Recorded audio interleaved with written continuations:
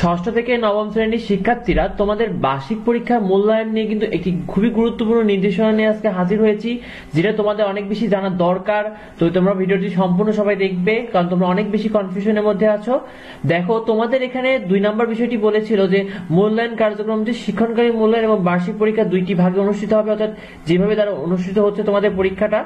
তারপরে বিষয়টি দেখো, তারা বলে দিয়েছে যে তোমাদের সংশ্লিষ্ট প্রতিষ্ঠান সমূহ নিজ তত্ত্বাবধানে শিক্ষক দ্বারা শিক্ষণকালীন মূল্যায়ন কার্যক্রম পরিচালনা এবং প্রদত্ত প্রশ্নের নমুনা অনুসরণ করে বার্ষিক পরীক্ষার প্রশ্নপত্র প্রণয়ন করবেন।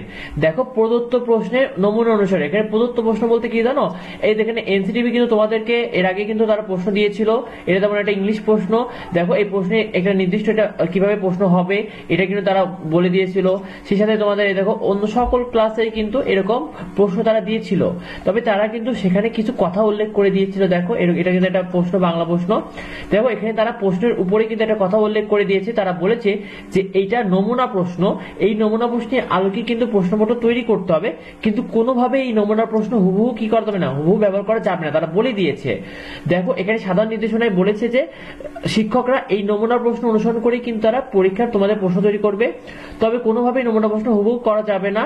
প্রণীত প্রশ্নের সাহায্যে নিজ নিজ শিক্ষা প্রতিষ্ঠান শিক্ষার্থীদের জন্য 2024 সালে বার্ষিক পরীক্ষা গ্রহণ করবে, অর্থাৎ তোমাদের কিন্তু স্কুল কর্তৃপক্ষ নিজ নিজ ভাবে প্রশ্ন তৈরি করবে। তো এক্ষেত্রে তোমাদের যে বার্ষিক পরীক্ষার প্রশ্ন যে আগের তোমরা প্রশ্ন পেতে, সেটা কিন্তু বোর্ড থেকে হতো। এবার যেহেতু বোর্ড থেকে হবে না, সেক্ষেত্রে কিন্তু তোমাদের প্রশ্ন পাবে না তোমরা পরীক্ষার আগে।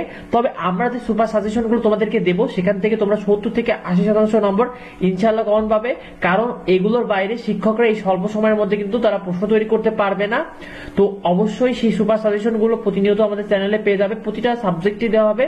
তাই সেগুলো পেতে অবশ্যই আমাদের চ্যানেলটিকে সাবস্ক্রাইব করে রাখো। আর যদি কিছু জানার থাকে অবশ্যই ভিডিওতে কমেন্ট করো। দেখা হয় পরবর্তী ভিডিও নিয়ে, পরবর্তী আপডেট নিয়ে। ধন্যবাদ সবাইকে।